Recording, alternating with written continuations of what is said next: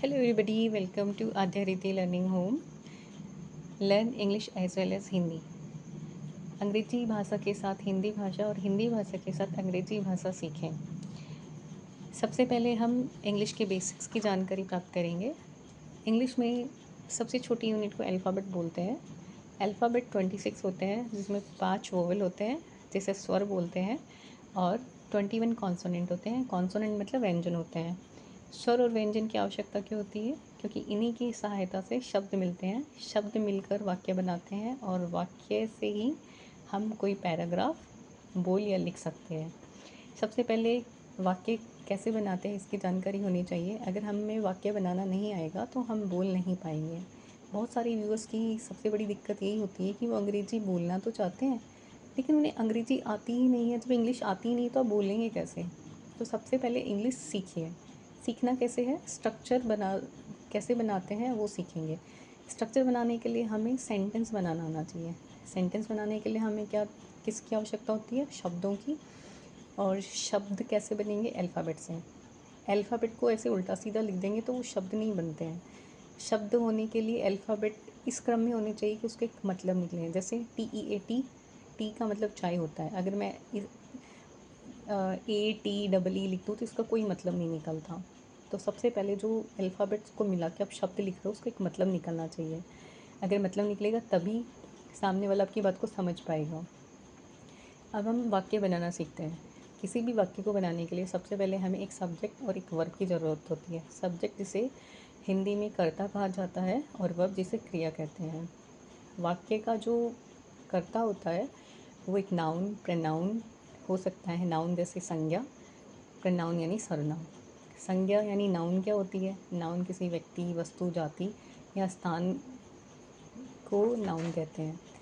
सीधी सी बात है, आप अपने आसपास नज़र घुमा के देखिए। जैसे मैं एक कमरे में बैठी हूँ, उस कमरे में क्या क्या चीज़ें हैं, जितने भी ऑब्जेक्ट हैं वो लगभग सारे नाउन ही हैं। जैसे एक कमरे में पंखा होता है, टेबल होती है, ट्यूबलाइट होती है, कर्टेन होते हैं, विंडो होती है, और भी बहुत सारा सामान होता है। जैसे पेन है, पेंसिल है, बेड है, चारपाई है, बेडशीट है। ये सब के सब क्या है? नाउन है। तो एक नाउन भी सब्जेक्ट हो सकता है, और एक पर्सन जो होता है, व्यक्ति भी सब्जेक्ट हो सकता है।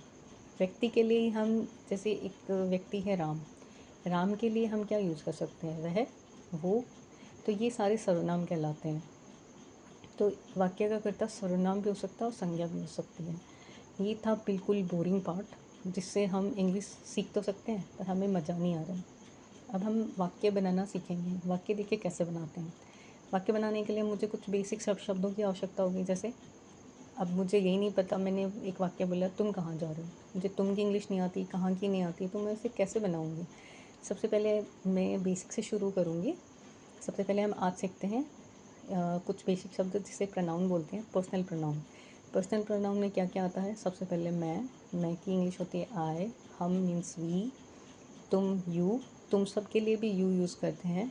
वह अगर लड़का है तो लड़के को भी वह बोलते हैं, लड़की को भी वह बोलते हैं। कुत्ता है तो उसको भी वह बोलते हैं। टेबल है तो उसको भी वह बोलते हैं, पर इनकी इंग्लिश अलग अलग है। अगर लड़का है तो वह है ही, लड़की के लिए शी, कुत्ता है तो उसके लिए इट यूज़ करेंगे, और अगर टेबल है तो टेबल के लिए भी इट यूज़ करेंगे, यानी नॉन लिविंग थिंग है उनके लिए भी हम इट यूज़ करेंगे अगर सिंगुलर है यानी एकवचन है। अगर बहुवचन है तो हम दे यूज़ करेंगे। एक लड़का है, ही कहेंगे। दो लड़के हैं तो दे यूज़ करेंगे। एक लड़की है तो शी यूज़ करेंगे। एक से ज़्यादा लड़के हैं तो दे यूज़ करेंगे। एक टेबल है तो इट यूज़ करेंगे। एक से ज़्यादा टेबल है तो दे यूज़ करेंगे। ये सारे प्रोनाउन हैं, यानी सर्वनाम हैं। जैसे मैंने एक वाक्य बोला, यह टेबल है, यह टेबल सुंदर है। टेबल की जगह मैं यह शब्द यूज़ कर रही हूँ, टेबल सुंदर है, यह सुंदर है। तो मैं टेबल की जगह यह यूज करूँगी, तो यह को मैं या तो दिस से या इट से डिनोट करूँगी। It is a table, it is very beautiful. इस तरह से हम बनाएंगे। ये था हिंदी का इंट्रोडक्शन। अब हम इंग्लिश के कुछ सेंटेंसेस सीखेंगे। सबसे पहले मैं खाता हूँ। खाना को कहते हैं ईट, तो मेरी क्रिया हो गई ईट, तो आई ईट। तुम खाते हो, यू ईट। वह खाता है, ही ईट्स। वह खाती है, शी ईट्स। वो खाते हैं, दे ईट। कुत्ते के लिए बोल रही हूँ कि वह खाता है या कुत्ता खाता है, तो डॉग ईट्स। तुम खाते हो, यू हो गया। तुम की जगह हम यूज़ करना, हम खाते हैं तो वी ईट। मैं खाता हूँ तो आई ईट हो गया। तो सबसे पहले एक सब्जेक्ट और एक क्रिया निकालनी है। तो सबसे पहले सब्जेक्ट की लिस्ट पता होनी चाहिए, क्रिया की लिस्ट पता होनी चाहिए। क्रिया के 3 फॉर्म होते हैं, first form, second form, third form. First form को जैसे एक शब्द लेते हैं खेलना, खेलना में पहला वर्ड है प्ले, सेकंड फॉर्म हो गई प्लेड, थर्ड फॉर्म हो गई प्लेड। ये सब हम क्यों पढ़ रहे हैं? ताकि हमें क्लासिफिकेशन हो सके कोई काम किस स्टेज पे है, काम होता है, काम हो रहा है, काम हो चुका है, या काम कितनी देर से हो रहा है या कितना बाकी है। जैसे मैं खाता हूँ या मैं खाती हूँ तो आई ईट हो गया। मैं खा रही हूँ तो आई एम ईटिंग हो गया। मैं खा चुकी हूँ तो आई हैव ईटन हो गया। और मैं बहुत देर से खा रही हूँ या मैं 2 घंटे से खा रही हूँ तो I have been eating for 2 hours हो गया। ये थोड़ा सा बेसिक इंट्रोडक्शन था।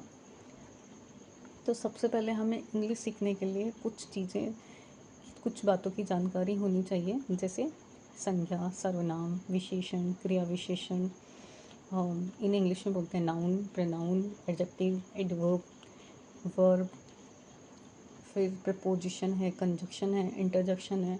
इंटरजेक्शन क्या होते हैं? इंटरजेक्शन वो वर्ड्स होते हैं जो हमारी फीलिंग को शो करते हैं। कंजक्शन क्या होते हैं? कंजक्शन वो वर्ड्स होते हैं जो 2 वर्ड्स को या 2 सेंटेंसेस को जोड़ते हैं, 2 क्लोजेस को जोड़ते हैं।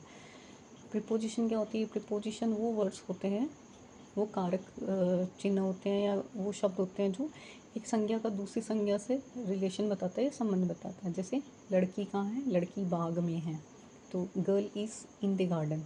जो इन शब्द है ये गार्डन को और गर्ल को कनेक्ट कर रहे हैं, जिसे हम प्रीपोजिशन बोलते हैं। अंदर है, बाहर है, ऊपर है, नीचे है, ये सब प्रीपोजिशन का पार्ट है। ये था एक बेसिक इंट्रोडक्शन। नेक्स्ट पार्ट में मैं आपको ये बताऊंगी, सबसे पहले कुछ मीनिंग्स बताऊंगी, जैसे प्रोनाउन से रिलेटेड वर्ड सीखेंगे, WH वर्ड सीखेंगे। फिर सबसे पहले सिंपल सब्जेक्ट और सिंपल वर्ब से कैसे सेंटेंस बनाना है वो हम सीखेंगे। Thank you for watching my video. Sorry video थोड़ा लंबा हो गया, बट जब तक बेसिक्स क्लियर नहीं होंगे तब तक आपके लिए थोड़ा मुश्किल होगा। इन चीज़ों की जानकारी से आपका थोड़ा सा एक विज़न क्लियर होगा कि आपको क्या क्या सीखना और कैसे बोलना है। Thank you so much. Thank you for watching my video. Stay tuned.